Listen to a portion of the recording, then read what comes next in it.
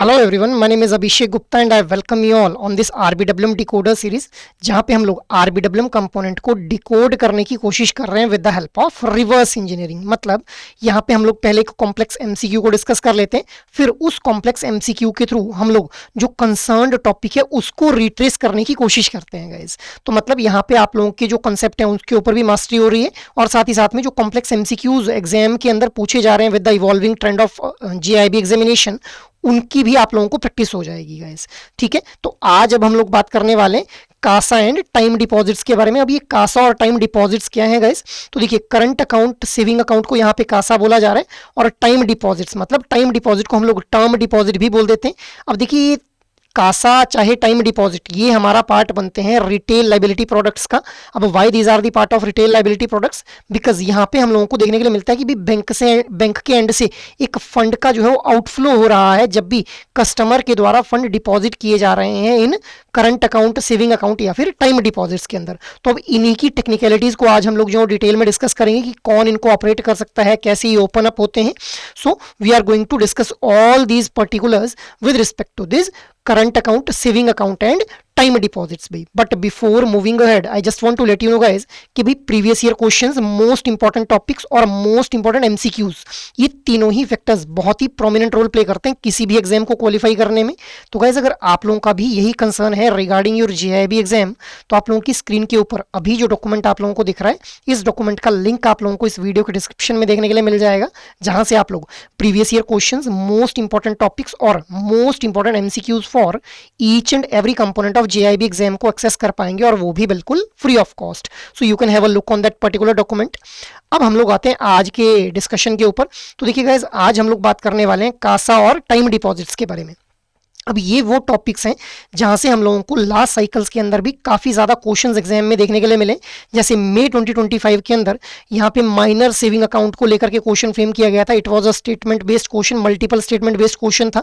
इसी तरह से हम लोगों ने नवंबर 2025 जो अभी रिसेंटली एग्जाम हुआ, वहाँ पे भी क्वेश्चन देखा regarding D regulation of interest rates भी। तो सेविंग अकाउंट के केस में D regulation of interest rates को लेकर के हम लोगों ने जो था वो क्वेश्चन देखा। सो मतलब जो भी टॉपिक्स हम लोग इन पर्टिकुलर सेशंस के अंदर डिस्कस कर रहे हैं अंडर आरबीडब्ल्यूएम डिकोडर सीरीज, उन टॉपिक से कहीं ना कहीं लास्ट साइकिल्स के अंदर जो क्वेश्चन है वो फ्रेम किए जा चुके हैं। सो आप लोगों को इस पर्टिकुलर सीरीज में जो कंसिस्टेंटली बने रहना है, सो दैट आप लोग अपनी प्रिपरेशन को सही डायरेक्शन में लेकर के जा सकें भाई। ठीक है, आफ्टर दैट अब हम लोग अपनी डिस्कशन को स्टार्ट करते हैं with the first question for today's discussion. So सबसे पहला क्वेश्चन है आप लोगों के सामने। A small manufacturing firm approaches bank A to open current account for day to day business transactions. The firm wants check facility and agrees to maintain a higher minimum balance than a savings account. As a part of the bank process, Bank A also checks the firm's credit information from the other banks. At present, the firm's total exposure in the banking system is 8 crore.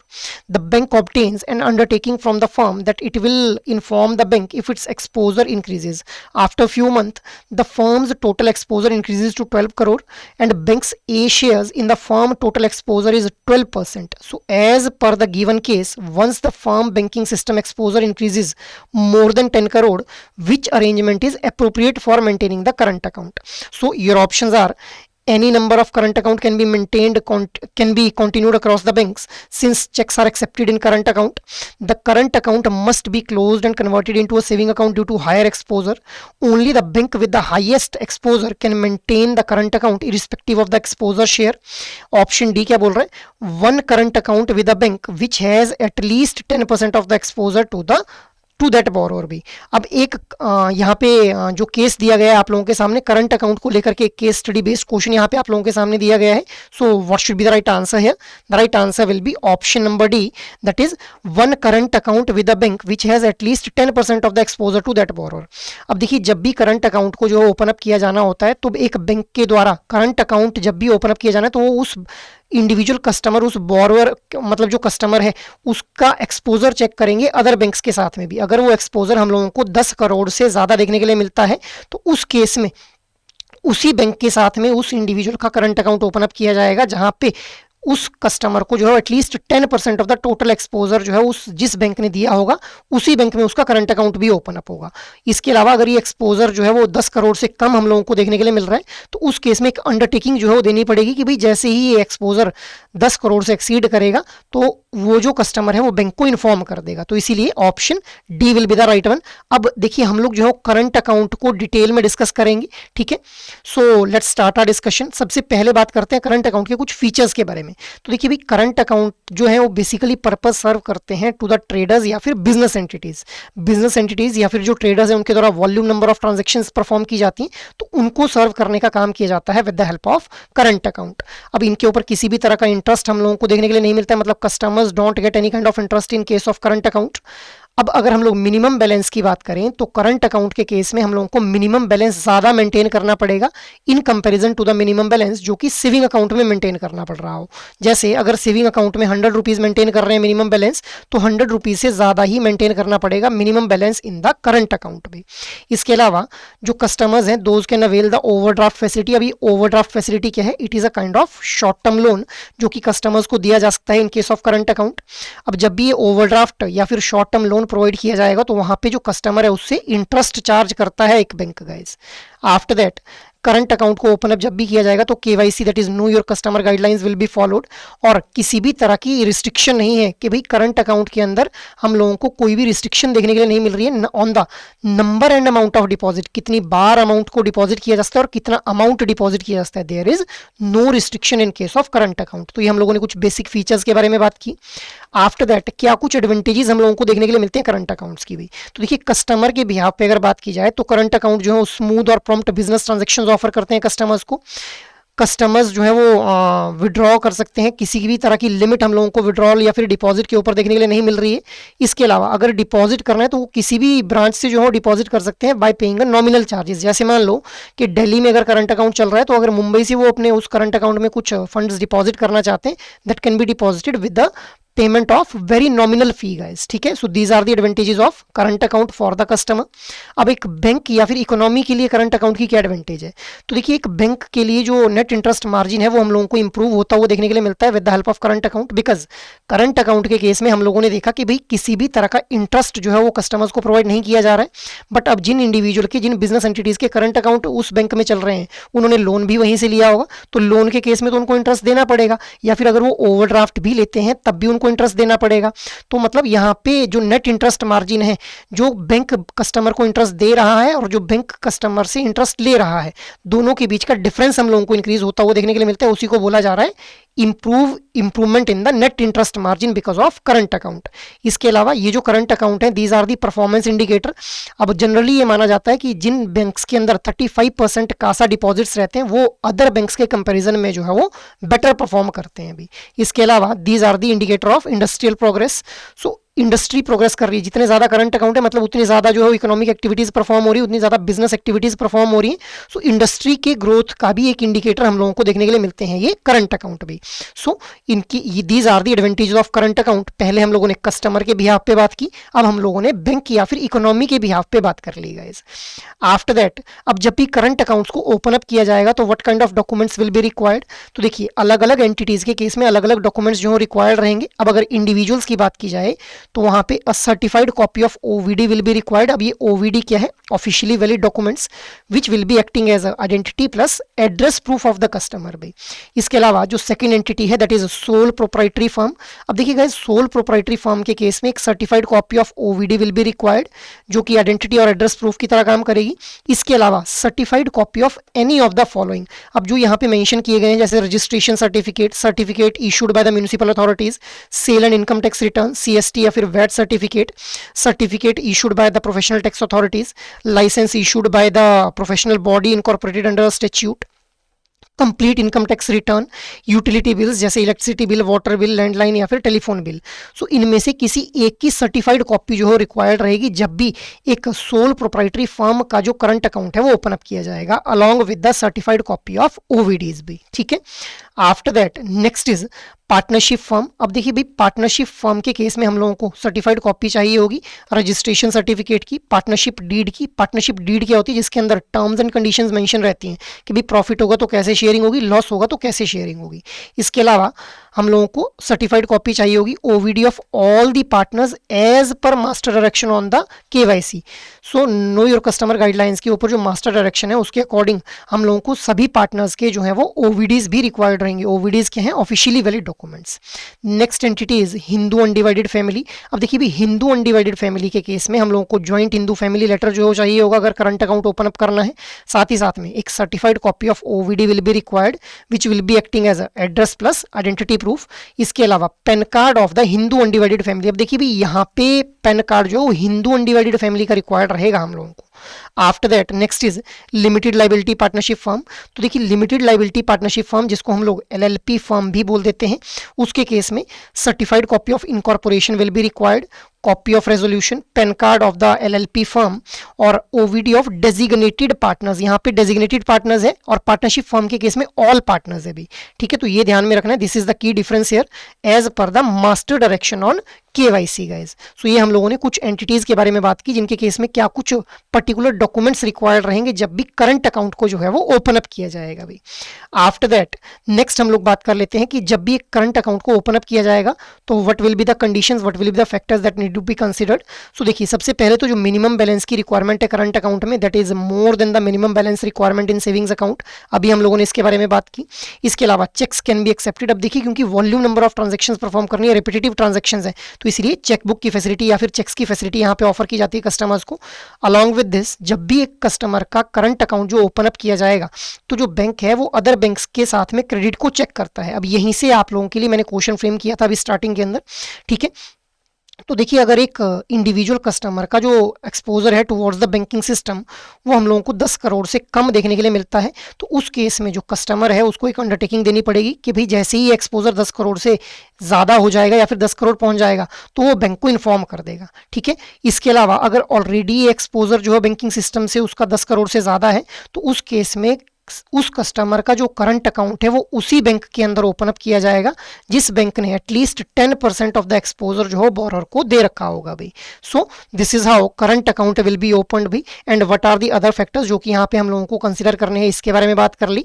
तो देखिए अगर आप लोगों को conceptual understanding अच्छी है और आप लोगों को पता है कि क्वेश्चन को अटेम्प्ट कैसे करना है, अब बहुत बड़ी बड़ी केस स्टडीज भी आप लोगों को एग्जाम में देखने के लिए मिलती हैं, बट आप लोगों को पता होना चाहिए कि वहाँ पे हम लोगों को स्कीमिंग कैसे करनी है, कौन से पर्टिकुलर फैक्ट्स को हम लोगों को स्किम कर देना है और कौन से पर्टिकुलर फैक्ट्स के ऊपर फोकस करना है। तो वो तभी होगा जब आप लोगों को कॉन्सेप्चुअल क्लैरिटी होगी भी। आफ्टर दैट अब हम लोग बात कर लेते हैं ट्रांसफर ऑफ अकाउंट के बारे में। अब देखिए गाइस ट्रांसफर ऑफ अकाउंट क्या है कि जैसे मान लो एक इंडिविजुअल दिल्ली में करंट अकाउंट जो किसी इंडिविजुअल का चल रहा है, अब वो इंडिविजुअल जो माइग्रेट कर लेते हैं अपने बिजनेस को टुवर्ड्स द मुंबई या फिर any other location of the India. अब वो वहाँ पे उस करंट अकाउंट को सेम अकाउंट नंबर से जो है ऑपरेट करना चाहते हैं। So is that possible? Yes बिल्कुल दिस इज पॉसिबल भाई, because of transfer of account. और इसी को हम लोग क्या बोल रहे हैं, ट्रांसफर ऑफ अकाउंट बोल दे रहे हैं। ये किसने रेकमेंड किया था? On the recommendation of Damodaran committee on customer services. So इस पर्टिकुलर कमेटी के द्वारा ट्रांसफर ऑफ अकाउंट को रेकमेंड किया गया। इसका मतलब क्या है, वही जो मैंने आप लोगों को बताया, same account number in the bank even when और she moves to the another city भी। अब क्या रिक्वायरमेंट्स हैं अगर हम लोगों ने अपने करंट अकाउंट को ट्रांसफर करवाना है, तो अगर इंडिविजुअल ने करवाना है तो एक लेटर देना पड़ेगा ब्रांच को, और अगर एक कंपनी ने करवाना है तो लेटर के साथ में जो है वो बोर्ड रेजोल्यूशन, मतलब जो बोर्ड ऑफ डायरेक्टर्स हैं कंपनी के, उनका एक रेजोल्यूशन जो है वो बैंक को देना पड़ेगा भाई। सो ये हम लोगों ने ट्रांसफर ऑफ अकाउंट के बारे में बात कर ली। After that inoperative accounts के बारे में बात कर लेते हैं।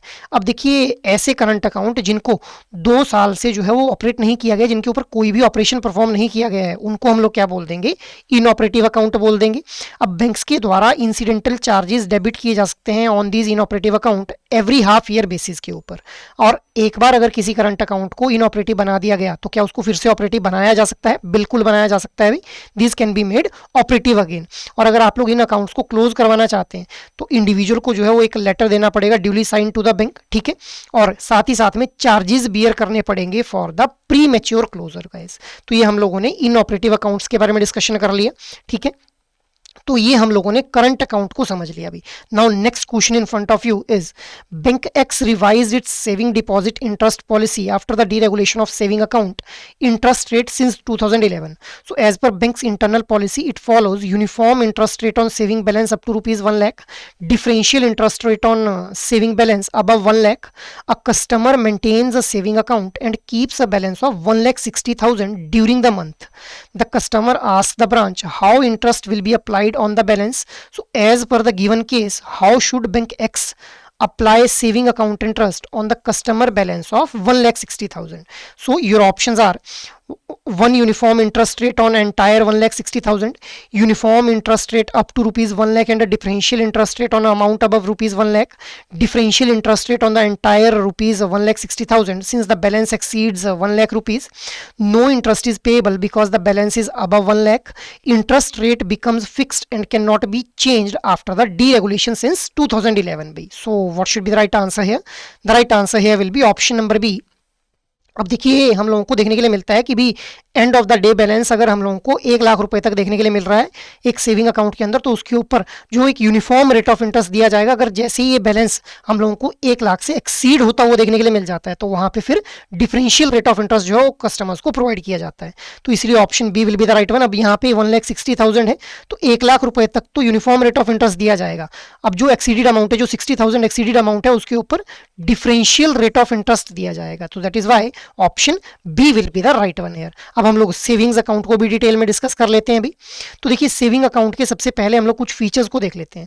अब देखिए सेविंग अकाउंट के केस में कोई हम लोगों को जो है रिस्ट्रिक्शंस देखने के लिए मिलती हैं with respect to number and amount of withdrawal. जैसे करंट अकाउंट के केस में कोई रिस्ट्रिक्शन नहीं थी, अब सेविंग अकाउंट के केस में हम लोगों को रिस्ट्रिक्शन देखने के लिए मिलती है कि भी कितना अमाउंट जो है वो विड्रॉ किया जा सकता है और कितनी बार उस अमाउंट को जो है वो विड्रॉ किया जा सकता है गाइस। इसके अलावा सेविंग अकाउंट के थ्रू कस्टमर्स को कैश डिपॉजिट करना, कैश विड्रॉ करना, ये फैसिलिटी प्रोवाइड की जाती है। Along with this cheque facility, debit card और ATM card are provided, internet banking, phone banking, mobile banking की सर्विसेज प्रोवाइड की जाती हैं। इसके अलावा स्टैंडिंग इंस्ट्रक्शन जो फैसिलिटी है वो भी प्रोवाइड की जाती है। अभी स्टैंडिंग इंस्ट्रक्शन क्या है? जैसे ऑटो डेबिट या फिर ऑटो क्रेडिट हम लोगों को देखने के लिए मिलता है ना, इसी को हम लोग क्या बोल दे रहे हैं? स्टैंडिंग फैसिलिटी बोल दे रहे हैं गाइस, स्टैंडिंग इंस्ट्रक्शंस बोल दे रहे हैं। इसके अलावा टैक्स की पेमेंट्स की जाती हैं सेविंग अकाउंट के थ्रू, इलेक्ट्रॉनिकली फंड ट्रांसफर किया जाता है और ऑटो स्वीप की फैसिलिटी देखने के लिए मिलती है। अब ये ऑटो स्वीप क्या है अभी? तो देखिए सेविंग्स अकाउंट के अंदर एक मिनिमम थ्रेशोल्ड से जैसे ही अमाउंट एक्सीड हो जाएगा तो उसको ट्रांसफर कर दिया जाएगा इनटू योर फिक्स डिपॉजिट। और अगर हम लोगों को सेविंग अकाउंट में डेफिसिट ऑफ फंड देखने के लिए मिल रहा है तो उस डेफिसिट को फुलफिल करने के लिए करंट अकाउंट आप लोगों का जो फिक्स डिपॉजिट है वहां से फंड को ट्रांसफर कर दिया जाएगा टुवर्ड्स योर सेविंग्स अकाउंट भी। तो इसी को हम लोग क्या बोल देते हैं? ऑटो स्वीप बोल देते हैं, या फिर इसको स्वीप इन और स्वीप आउट भी बोल देते हैं गाइस। तो दीज आर दी फैसिलिटीज जो कि हम लोगों को देखने के लिए मिलता है सेविंग्स अकाउंट के केस में प्रोवाइड की जाती हैं। आफ्टर दैट नेक्स्ट हम लोग बात कर लेते हैं एडवांटेजेस के बारे में। तो देखिए सेविंग्स अकाउंट के थ्रू हम लोग देख पाते हैं कि जो सैलरी अर्नर्स हैं उनके अंदर एक सेविंग की हैबिट को इनकलकेट करने का काम किया जाता है। इसके अलावा सेविंग अकाउंट के थ्रू जो कस्टमर्स हैं वो एक इंटरेस्ट अर्न कर पाते हैं गाइस। सो इंटरेस्ट कैसे अर्न कर पाते हैं? मतलब एक बहुत ही लो रेट ऑफ इंटरेस्ट होता है but still there is a income for the customer in the form of interest. इसके अलावा हम लोगों को पेमेंट्स के अंदर जो ईज देखने के लिए मिलती है with the help of savings account, क्योंकि यहाँ पे पेमेंट्स की जाती है with the help of cheque, electronically fund transfer and unified payment interface पे।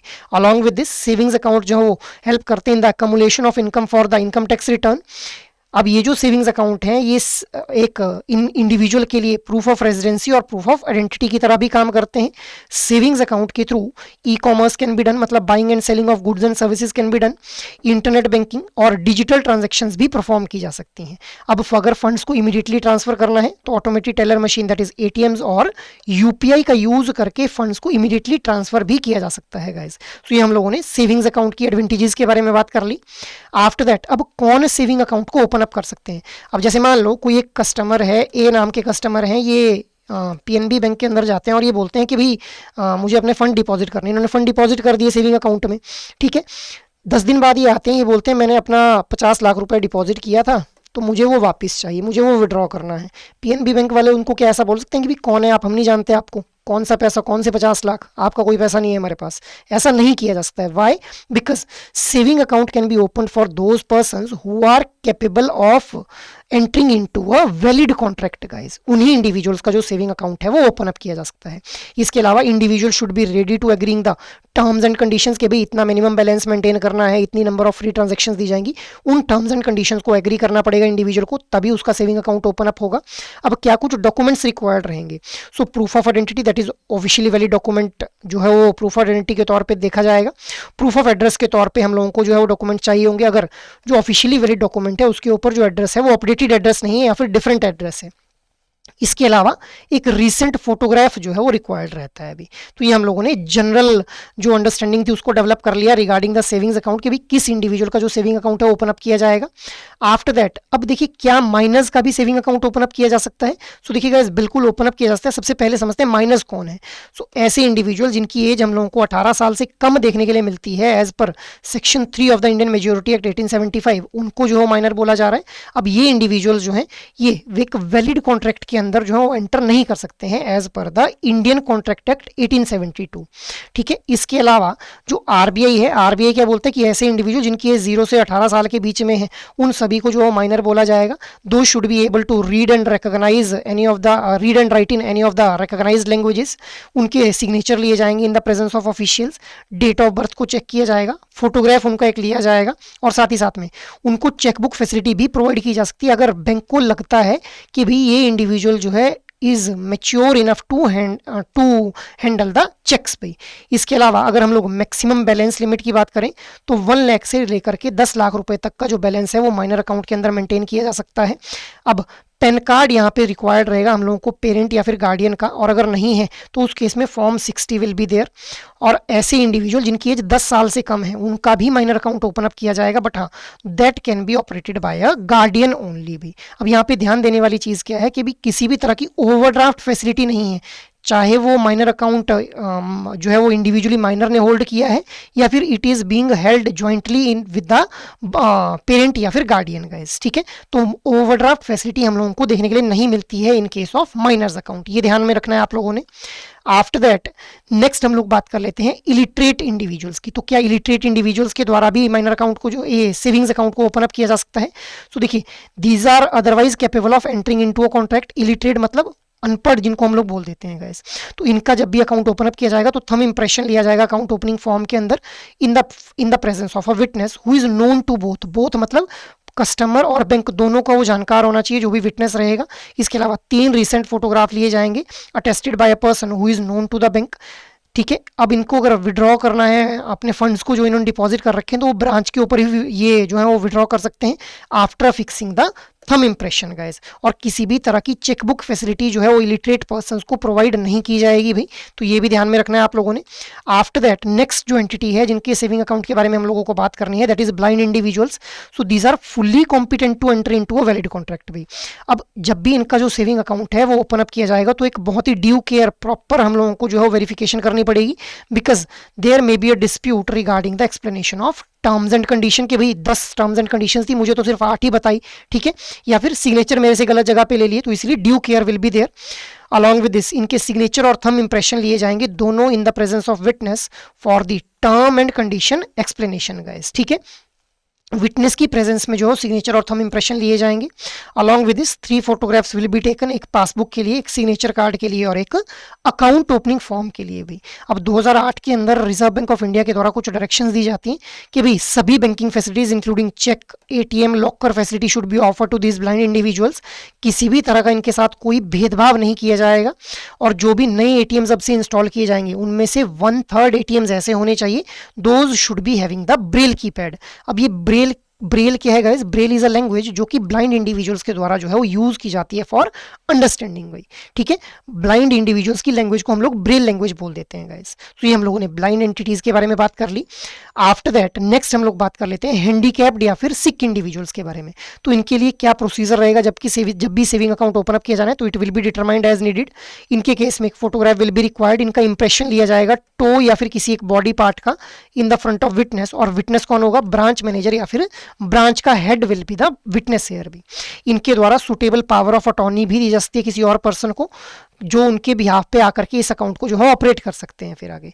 After that next entity is पर्दानशी वुमेन। अब देखिए पर्दानशी वुमेन हम लोग उन वुमेन को बोल रहे हैं who observe the complete seclusion. अब इनके केस में there is not a free contract क्योंकि यहाँ पे अनड्यू इन्फ्लुएंस जो है एग्जिस्ट कर रहा है, इसलिए बैंक जो है रिफ्यूज भी कर सकते हैं इन पर्दानशी वुमेन के अकाउंट को ओपन अप करने से क्योंकि इनकी आइडेंटिटी को ही सर्टेन नहीं किया जा सकता है। अब हम लोगों को पता नहीं लग रहा है कि कौन इंडिविजुअल है, किसका अकाउंट हम लोगों को ओपन अप करना है।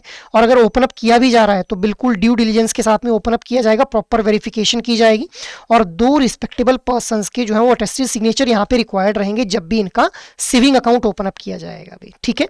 आफ्टर दैट ये तो हम लोगों ने इंडिविजुअल एंटिटीज के बारे में बात कर ली जिनका सेविंग अकाउंट ओपन अप किया जा सकता है। अब बात कर लेते हैं नॉन इंडिविजुअल एंटिटीज के बारे में। So what are the non individual entities जिनका सेविंग अकाउंट ओपन अप किया जा सकता है? So primary cooperative societies, societies which are registered under the societies act section 25 of the companies act 1956, जिसके अंदर नॉट फॉर प्रॉफिट कंपनीज को जो रखा जाता है, certain authorised government departments, self help groups, इसके अलावा फार्मर्स क्लब जैसे Vikas volunteer Vahini. So these are the non individual entities जिनके सेविंग अकाउंट को ओपन अप किया जा सकता है। अब कौन वो हमारी ऐसी एंटिटीज हैं जिनका सेविंग अकाउंट ओपन अप नहीं किया जाएगा? सो म्यूनिसिपल कॉर्पोरेशन, पंचायत समिति, state housing board, water and sewerage board, state text book publishing corporation, metropolitan development authority, state या फिर district level housing cooperative societies, या फिर एनी पॉलिटिकल पार्टी और एनी ट्रेडिंग या फिर बिजनेस और ऑफ द प्रोफेशनल कंसर्न, इनके जो सेविंग अकाउंट है वो ओपन अप नहीं किए जा सकते हैं गाइस। आफ्टर दैट अब हम लोग बात कर लेते हैं D regulation of interest rates के बारे में। तो देखिए डी रेगुलेशन का मतलब क्या है कि भाई 2011 से पहले reserve bank of India he decide करता था कि किस बैंक ने अपने कस्टमर्स को कितना रेट ऑफ इंटरेस्ट ऑफर करना है on the savings account. But 2011 के बाद बैंक्स को क्या बोला गया कि भाई now it is your description कि कितना रेट ऑफ इंटरेस्ट जो है आप लोग ऑफर करना चाहते हैं। तो अब ऐसे सेविंग्स अकाउंट जिनके अंदर हम लोगों को end of the day balance जो है 1 लाख रुपीज़ देखने के लिए मिल रहा है, उन सभी अकाउंट्स के ऊपर जो है uniform rate of interest offer किया जाएगा।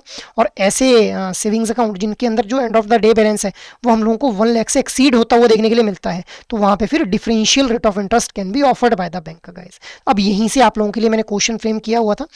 देखिए अब ये जो सेविंग्स अकाउंट है इनके ऊपर कुछ रिस्ट्रिक्शंस भी हम लोगों को देखने के लिए मिलती है ट्रांजैक्शंस के केस में कि भाई there is limit with respect to the withdrawal of funds from the savings account, और अगर इस लिमिट को आप लोग ब्रीच करते हैं तो penalty will be there.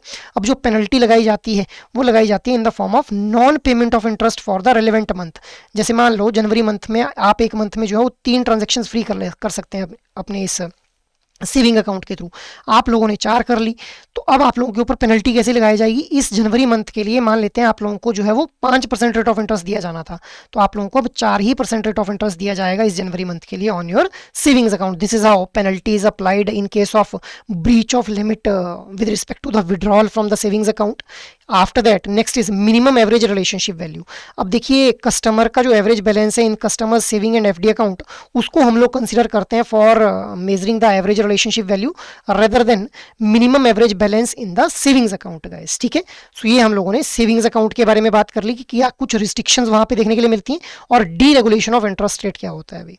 After that अब हम लोग नेक्स्ट क्वेश्चन को डिस्कस कर लेते हैं, that is mister Ramesh a non senior citizen had placed a term deposit with a bank during the financial year, the interest paid on the term deposit amounts to ₹55,000।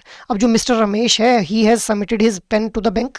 In another case Mrs. Suman, a senior citizen, earns ₹1,10,000 as interest on her term deposit during the same financial year, but has not submitted her PAN. Both customers inquire about tax deducted at source on their interest income. So, as per Section 194A of the Income Tax Act 1961, which of the following statement is correct in the above cases? So, your options are: no TDS is applicable in both cases as the interest is from the bank deposit. TDS will be deducted at 10% in both cases since interest exceeds the threshold limit. TDS will be deducted at 20% in both cases due to higher interest income. TDS at 10% will be deducted in Mr. Ramesh case and TDS at 20% will be deducted in Mrs. Suman case. So what should be the right answer here? The right answer will be option number D. So यहाँ पे जो mister Ramesh हैं उनका हम लोगों को जो है वो टर्म डिपॉजिट के ऊपर जो उनको इंटरेस्ट पे किया जा रहा है वो 55,000 है। तो हम लोग जानते हैं कि टर्म डिपॉजिट के ऊपर अगर जो हमारा रेट ऑफ इंटरेस्ट है अगर वो 50,000 से ज़्यादा पे किया जाता है ऐसे इंडिविजुअल को जिसकी एज लिमिट 60 साल से कम है, तो उसको हम लोग वहाँ पे देखते हैं कि 10% उसका TDS काटा जाएगा। और वहीं पे second case is regarding Mrs Suman, अब who is a senior citizen. Senior citizen के केस में ये लिमिट कितनी है? 1 लाख रुपीज़ है। तो 1 लाख रुपीज़ से ज़्यादा अगर हम लोगों को इंटरेस्ट देखने के लिए मिलता है in case of term deposit for the senior citizen तो 20 तो हम लोगों को जो है वो TDS वहाँ पे काटने के लिए कटता हुआ देखने के लिए मिलेगा सीनियर सिटीजन का। और कितना TDS काटा जाएगा? 20%, बिकॉज इनके पास जो है वो पैन नहीं है अभी, क्योंकि यहाँ पे बोल रहे हैं she has not submitted her pan, तो इसलिए 20% TDS विल बी डिडक्टेड भाई। तो इसलिए option D will be the right one. अब हम लोग टर्म डिपॉजिट को डिटेल में डिस्कस कर लेते हैं गाइज। इन टर्म डिपॉजिट को ही टाइम डिपॉजिट भी बोलते हैं हम लोग। अब क्यों इनको जो है टाइम डिपॉजिट बोला जाता है या फिर टाइम डिपॉजिट को टर्म डिपॉजिट क्यों बोलते हैं हम लोग? क्योंकि इनके अंदर जो फंड डिपॉजिट किया जाता है उसको एक फिक्स ड्यूरेशन ऑफ टाइम, एक फिक्स टर्म के लिए जो है वो डिपॉजिट कर दिया जाता है, उसके बाद ही उसको विड्रॉ किया जा सकता है। अब are these term deposits negotiable instrument? नहीं भी, these are not the negotiable instrument, इसीलिए इनको ट्रांसफर भी नहीं किया जा सकता है गाइज। अब अगर टाइम डिपॉजिट्स की बात की जाए तो these are not as liquid as saving deposit. Saving deposit में तो ऑन डिमांड फंड को विड्रॉ किया जा सकता है, बट टाइम डिपॉजिट या फिर टर्म डिपॉजिट के केस में फंड्स को हम लोग जो है उतने लिक्विडिटी फंड्स के अंदर हम लोगों को देखने के लिए नहीं मिलती है जितनी हम लोगों को सेविंग्स अकाउंट में देखने के लिए मिलती है। अब इन टाइम डिपॉजिट के केस में एक higher rate of interest customers को प्रोवाइड किया जाता है in comparison to the savings account. अगर रेट ऑफ इंटरेस्ट की बात करें तो जितने लंबे टाइम के लिए डिपॉजिट किया जाएगा उतना ही ज़्यादा रेट ऑफ इंटरेस्ट जो है कस्टमर्स अवेल कर सकते हैं इन case of these time deposits भाई। आफ्टर दैट नेक्स्ट हम लोग बात कर लेते हैं टाइम डिपॉजिट्स की पीरियोडिसिटी के बारे में। तो देखिए, अगर हम लोगों को जो अमाउंट है वो 15 लाख से कम देखने के लिए मिल रहा है तो मिनिमम 7 डेज के लिए जो है फंड्स को डिपॉजिट करना पड़ेगा, और अगर ये अमाउंट 15 लाख से ज़्यादा है तो मिनिमम 15 दिन के लिए जो अमाउंट है उसको डिपॉजिट करना पड़ता है। अब maximum period is 120 month in case of time deposits, और अगर डिपॉजिट का जो पीरियड है वो 12 महीने से बढ़ जाता है, मतलब मान लो कस्टमर बोल रहा है मुझे 14 महीने के लिए डिपॉजिट करना है, तो बैंक ये एफर्ट करते हैं कि भाई 12 महीने से ज़्यादा का जो टाइम पीरियड है जिसके लिए डिपॉजिट करना चाह रहा है कस्टमर, उसको मल्टीपल ऑफ 3 मंथ्स के अंदर जो है एफर्ट किए जाते हैं बैंक के द्वारा फॉर द डिपॉजिट। मतलब अगर 12 के बाद जैसे 14 महीने के लिए करना चाहता है तो बैंक ये एफर्ट करता है कि 12 के बाद जो कस्टमर है या तो 12 के बाद 15 महीने के लिए डिपॉजिट कर ले, या फिर 18 के लिए, या फिर 21 मंथ के लिए। These are the multiple of 3 months का, ठीक है। सो ये हम लोगों ने टाइम डिपॉजिट्स की पीरियोडिसिटी के बारे में बात कर ली। आफ्टर दैट अब हम लोग बात कर लेते हैं ऑपरेशनल इंस्ट्रक्शंस के बारे में कि किस तरह से टाइम डिपॉजिट्स को ऑपरेट किया जाता है। तो देखिए, अगर हम लोगों को देखने के लिए मिल रहा है कि सिंगल इंडिविजुअल के द्वारा जो टाइम डिपॉजिट या फिर टर्म डिपॉजिट है वो किया गया है तो वहाँ पे वही इंडिविजुअल उसको ऑपरेट कर पाएगा, ऑब्वियस सी बात है। बट अगर ज्वाइंटली जो टाइम डिपॉजिट है उसको जो है वो उसके अंदर फंड्स डिपॉजिट किए गए हैं, जो टाइम डिपॉजिट है that is being opened in the name of 2 या मोर देन 2 अकाउंट होल्डर्स, तो उस केस में ईदर और सर्वाइवर मोड हम लोगों को जो है वो देखने के लिए मिलता है। और यहाँ पे भी 2 केसेस हैं, when all the account holders are alive. मान लो ABCD 4 अकाउंट होल्डर्स हैं, चारों के चारों जो है वो अगर अलाइव हैं तो on the maturity any of the account holder can take the payment. और अगर प्री मेच्योर पेमेंट चाहते हैं तो उस केस में कंसेंट लेना पड़ेगा सभी अकाउंट होल्डर्स का भी, ठीक है। सो this is how this joint time deposit will be operated. और अगर ईदर और सर्वाइवर मोड की ही बात की जाए जहाँ पे एक अकाउंट होल्डर जो है या फिर कोई भी एक अकाउंट होल्डर जो है वो एक्सपायर हो चुका है, मान लो चारों में से D वाला जो अकाउंट होल्डर है ही इज एक्सपायर्ड, तो उस केस में मेच्योरिटी के ऊपर कोई भी जो सर्वाइविंग अकाउंट होल्डर है वो पेमेंट ले सकते हैं। और अगर प्री मैच्योर पेमेंट चाहते हैं तो वहाँ पे एक तो कंसेंट चाहिए होगा लीगल हेयर का of the deceased one along with the surviving account holder guys. तो जो अकाउंट होल्डर सर्वाइविंग है उनका कंसेंट और जो इंडिविजुअल अकाउंट होल्डर जिसकी डेथ हो गई है उसके लीगल हेयर का जो है वो कंसेंट वहाँ पे चाहिए होगा भाई, तो जब भी हम लोगों को प्री मैच्योर पेमेंट करनी है in case of joint deposits for the time deposit या फिर term deposit. So I hope now this operational instructions is also clear to you guys. After that अब हम लोग बात कर लेते हैं इंटरेस्ट रेट के बारे में। तो देखिए, इंटरेस्ट रेट हम लोग जानते हैं कि high rate of interest customers को प्रोवाइड किया जाता है in case of time deposit. अब इंटरेस्ट रेट के बेसिस के ऊपर ही टाइम डिपॉजिट्स को देखिए हम लोग जो है वो अगर हम लोग ओवरऑल बात करें तो टाइम डिपॉजिट्स को हम लोग फिक्स डिपॉजिट और रिकरिंग डिपॉजिट में डिवाइड कर सकते हैं। फिक्स डिपॉजिट आर जिनके अंदर एक लमसम अमाउंट जो डिपॉजिट कर दिया जाता है, और रिकरिंग डिपॉजिट जिनके अंदर रेगुलर इंटरवल के ऊपर जो फंड डिपॉजिट किया जाता है, दोनों ही है क्या है टाइम डिपॉजिट्स का ही पार्ट है। तो अब इंटरेस्ट रेट के बेसिस के ऊपर जो ये फिक्स डिपॉजिट है इनको भी फर्दर कैटेगराइज कर देते हैं into cumulative FD and simple FD. तो अगर कंपाउंड इंटरेस्ट रेट प्रोवाइड किया जा रहा है एफडी के ऊपर, मतलब एक क्वार्टर का जो रेट ऑफ इंटरेस्ट है उसको री इन्वेस्ट कर दिया जा रहा है for the second quarter, second quarter का जो रेट ऑफ इंटरेस्ट है उसको री इन्वेस्ट कर दिया जा रहा है फॉर द थर्ड क्वार्टर, और थर्ड क्वार्टर के रेट ऑफ इंटरेस्ट को री इन्वेस्ट कर दिया जा रहा है फॉर द फोर्थ क्वार्टर, तो उसको हम लोग क्या बोल देंगे, क्यूमुलेटिव एफडी बोल देंगे गाइज। वहीं पे अगर जो इंटरेस्ट है वो अगर हर क्वार्टर का जो है वो पे किया जा रहा है कस्टमर को, उसको री इन्वेस्ट नहीं किया जा रहा है, फर्स्ट क्वार्टर का इंटरेस्ट बना वो उसको कस्टमर को पे कर दिया, या फिर फर्स्ट मंथ का रेट ऑफ इंटरेस्ट बना उसको कस्टमर को पे कर दिया, तो उसको बोल देंगे सिंपल एफडी। और जहाँ पे रेट ऑफ इंटरेस्ट जो पहले क्वार्टर का है उसको री इन्वेस्ट किया जा रहा है फॉर द नेक्स्ट क्वार्टर, उसको हम लोग बोल देंगे क्यूमुलेटिव एफडी गाइस। तो क्यूमुलेटिव एफडी के केस में कंपैरेटिवली एक higher rate of interest customers को प्रोवाइड किया जाता है। आफ्टर दैट टाइम डिपॉजिट्स के केस में हम लोग बात कर लेते हैं premature payment of FD. तो देखिए थियोरेटिकली तो देखा जाए तो बैंक्स जो है वो मना कर सकते हैं कि भैया आप लोगों को जो है वो प्री मैच्योर पेमेंट आप लोग नहीं कर सकते अपने फिक्स डिपॉजिट से, बट प्रैक्टिकली क्या रहता है कि भाई बैंक्स जो है वो पेनल्टी लगा देते हैं ऑन द इंटरेस्ट। जैसे मान लो अगर 5% रेट ऑफ इंटरेस्ट जो एफडी के ऊपर दिया जाना था, तो और अगर प्री मैच्योर पेमेंट वहां पे कस्टमर चाहता है एफडी से, तो वहां पे 1% पेनल्टी काट ली जाएगी और 4% ही रेट ऑफ इंटरेस्ट जो है वो पे किया जाएगा भाई। आफ्टर दैट नेक्स्ट हम लोग बात कर लेते हैं टैक्स डिडक्टेड एट सोर्स के बारे में, दैट इज टीडीएस। अब देखिए जब भी जो इंटरेस्ट प्रोवाइड किया जाता है इन टर्म डिपॉजिट या फिर टाइम डिपॉजिट के केस में, तो वहां पे टीडीएस जो है वो डिडक्ट किया जाता है एज पर section 194A of the income tax act 1961। अब यहीं से आप लोगों का क्वेश्चन फ्रेम किया गया था। अगर ये इंटरेस्ट हम लोगों को 50,000 से ज़्यादा देखने के लिए मिलता है फॉर द सिंगल पर्सन और 1 लाख से ज़्यादा देखने के लिए मिलता है फॉर द सीनियर सिटीजन, तो वहाँ पे जो रेट ऑफ इंटरेस्ट जो टीडीएस जो काटा जाएगा दैट इज 10%। अगर जो डिपॉजिटर है उन्होंने जो है पैन कार्ड सबमिट कर दिया है, और अगर पैन कार्ड सबमिट नहीं किया है तो 20% जो टीडीएस है वो काटा जाएगा। अब जो इंडिविजुअल है उसके द्वारा इस टीडीएस की एडजस्टमेंट की जा सकती है जब भी वो इनकम टैक्स रिटर्न को जो है वो फिल करेगा गाइस, ठीक है। आफ्टर दैट अब क्या इन टाइम डिपॉजिट्स के अगेंस्ट में लोन भी दिया जा सकता है? तो बिल्कुल लोन भी दिया जा सकता है अभी।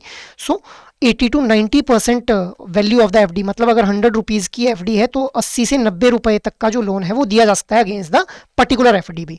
अब यहाँ पे जो इंटरेस्ट चार्ज किया जाएगा that is 1 to 2% higher than the FD, मतलब अगर एफडी के ऊपर 8% रेट ऑफ इंटरेस्ट दिया जा रहा है तो ये जो लोन दिया जाएगा कस्टमर को इस एफडी के अगेंस्ट में, इसके ऊपर 10 से 11% का जो रेट ऑफ इंटरेस्ट है या फिर 9 से 10% का जो रेट ऑफ इंटरेस्ट है वो चार्ज किया जाएगा बाय द बैंक भाई। अब जब भी लोन दिया जाएगा इस एफडी के अगेंस्ट में, तो जो FDR that is fix deposit receipt that need to be surrendered by the customer. अब ये एफडीआर क्या है? जब भी एफडी करवाई जाती है तो एक रिसीट जो है वो कस्टमर को दी जाती है बाय द बैंक। इस रिसीट को सरेंडर करना पड़ेगा जब भी इस एफडी के अगेंस्ट में लोन लेना होगा कस्टमर को। और साथ ही साथ में against FD solely in the name of minor should not be considered for loan against FD, मतलब अगर सोनली माइनर के नाम पे एफडी हुई है तो उसके अगेंस्ट लोन नहीं दिया जाएगा। अगर आरडी की बात की जाए दैट इज रिकरिंग डिपॉजिट, तो एटलीस्ट 1 साल हो गया होना चाहिए आरडी को चलते हुए, उसके बाद ही उस आरडी के अगेंस्ट लोन दिया जाएगा। और अगर किसी दूसरे बैंक में एफडी करवा रखी है, मान लो पीएनबी बैंक में एफडी करवा रही है और स्टेट बैंक ऑफ इंडिया से जो है लोन चाहता है customer, so this is completely prohibited guys. सो ये हम लोगों ने लोन अगेंस्ट एफडी के बारे में डिस्कशन कर लिया। आफ्टर दैट नेक्स्ट हम लोग बात कर लेते हैं form 15G and form 15H के बारे में भाई। अब देखिए गाइस फॉर्म 15G और फॉर्म 15H का पर्पस क्या है? इन पर्टिकुलर फॉर्म्स के थ्रू जो कस्टमर है वो एक बैंक को इंटीमेट कर पाता है कि भाई उसका टीडीएस नहीं काटा जाना चाहिए बिकॉज वो इनकम टैक्स ब्रैकेट की लिमिट में फॉल नहीं कर रहा है। अब ये जो फॉर्म 15G है इसका यूज किया जाता है उन इंडिविजुअल्स के द्वारा जिनकी एज 60 ईयर्स से कम देखने के लिए मिलती है, और 60 ईयर्स या फिर इससे ज़्यादा जिनकी एज है उनके द्वारा फॉर्म 15H का यूज किया जा सकता है फॉर इंटीमेटिंग द बैंक। इसके अलावा फॉर्म 16A जो है ये अलाउ करता है बैंक्स को, जिसके थ्रू बैंक्स जो है वो टीडीएस शो करते हैं कि उनके द्वारा टीडीएस डिडक्ट कर लिया गया है। अब ये जो टीडीएस बैंक्स डिडक्ट करते हैं इसको अल्टीमेटली किसको पे करना है? क्योंकि ये तो टैक्स है तो इसको पे किया जाएगा to the government by 7th of the subsequent month, और मार्च में 30th अप्रैल तक इसको जो है पे कर दिया जाता है by the banks to the government भी, ठीक है।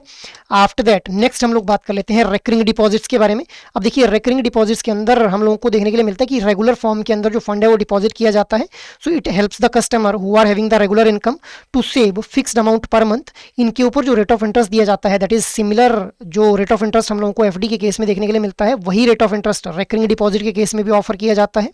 इसके अलावा pre mature payment is same, जो कि हम लोगों ने एफडी के केस में डिस्कस किया, that is same in case of RD here अभी।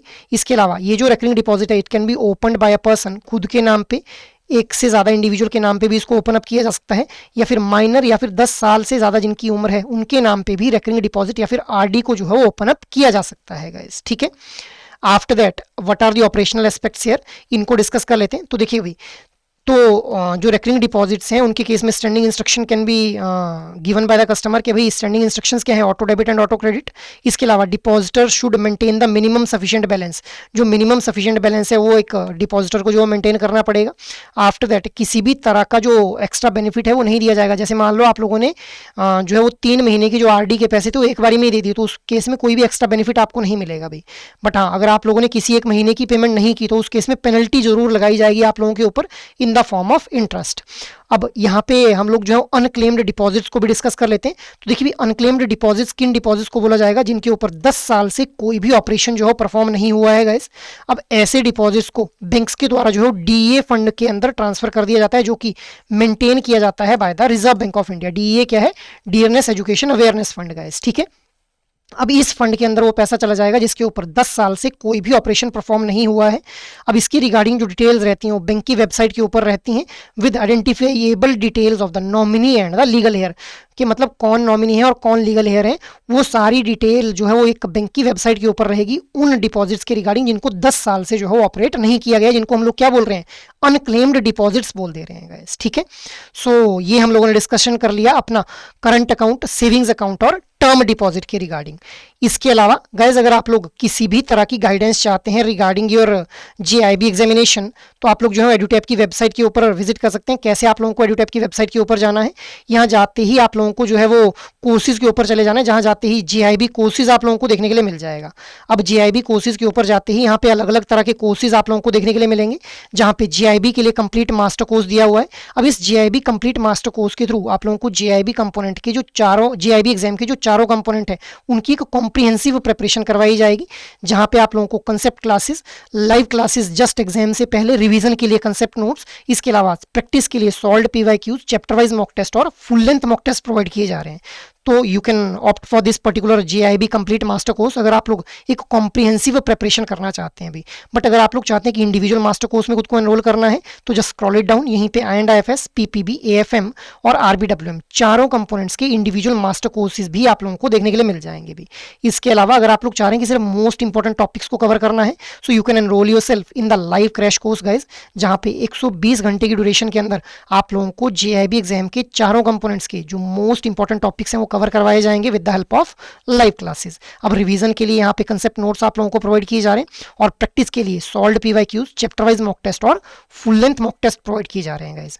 इसके अलावा अगर आप लोगों को लगता है आप लोगों की प्रिपरेशन तो कंप्लीट है, अब आप लोगों को सिर्फ इवैल्यूएशन करनी है अपनी, तो इसके लिए आप लोग टेस्ट सीरीज में खुद को एनरोल कर लीजिए, जहाँ पे solved PYQs, chapter wise mock test और फुल लेंथ मॉक टेस्ट आप लोगों को प्रोवाइड किए जाएंगे भी। So you can enrol yourself in any of this particular courses depending upon your need भी। So that is all for today's discussion. I hope कि आप लोगों को ये सेशंस अच्छे लग रहे हैं और एक्चुअली में ये सेशन अगर पसंद आ रहे हैं तो इन सेशंस को लाइक, शेयर और सब्सक्राइब कर लें। और अगर आप लोगों की कोई भी क्वेरी हो तो आप लोग मेल कर सकते हैं hello@edutap.co.in के ऊपर। जय हिंद।